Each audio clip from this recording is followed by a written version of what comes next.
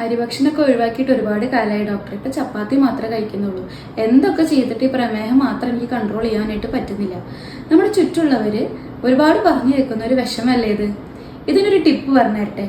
നിങ്ങൾ ഏത് ഭക്ഷണം കഴിച്ചാലും, അതായത് ബ്രേക്ക്ഫാസ്റ്റ് ആയാലും ലഞ്ച് ആയാലും ഡിന്നർ ആയാലും ഈവൻ നമ്മൾ 4 മണിക്ക് കുടിക്കുന്ന ചായയോ കാപ്പിയോ സ്നാക്സോ എന്താണെങ്കിലും ഇതിനെല്ലാത്തിനും ശേഷം ഒരു 20 മുതൽ 25 മിനിറ്റ് വരെ നന്നായിട്ടൊന്ന് നടക്കുക.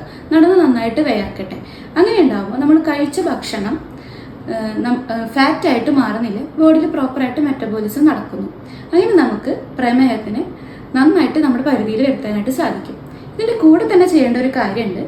അതായത് നമ്മൾ കഴിക്കുന്ന ഭക്ഷണം, എന്ത് ഭക്ഷണം കഴിച്ചാലും അതൊന്ന് കുറിച്ച് വയ്ക്കുക. അതായത് ബ്രേക്ക്ഫാസ്റ്റ് ആയാലും ലഞ്ച് ആയാലും എന്താണെങ്കിലും അതൊന്ന് കുറിച്ച് വെച്ച് ഒരു ഡോക്ടറെ കാണിച്ചാൽ ഒരു ഡോക്ടർ കൃത്യമായിട്ട് പറയാൻ പറ്റും എന്തൊക്കെ ഭക്ഷണങ്ങളാണ്, എന്തൊക്കെയാണ് നമ്മൾ ചെയ്യുന്ന തെറ്റുകൾ എന്നുള്ളത്, എന്തൊക്കെ നമ്മൾ ഒഴിവാക്കണം, എന്തൊക്കെ ഭക്ഷണങ്ങൾ നമ്മൾ ഇതിൻ്റെ കൂടെ ആഡ് ചെയ്യണം, അതേപോലെ എത്ര ഗ്യാപ്പ് വേണം, അതായത് 2 നേരത്തെ ഭക്ഷണം തമ്മിൽ എത്ര സമയം ഗ്യാപ്പ് വേണം എന്നൊക്കെ ഒരു ഡോക്ടർ കൃത്യമായിട്ട് പറയാൻ പറ്റും. ഇതിലൂടെയൊക്കെ നമുക്ക് നമ്മുടെ പ്രമേഹത്തെ ഒരു പരിധി വരെ വളരെ നന്നായിട്ട് കൺട്രോൾ ചെയ്യാനായിട്ട് സാധിക്കും.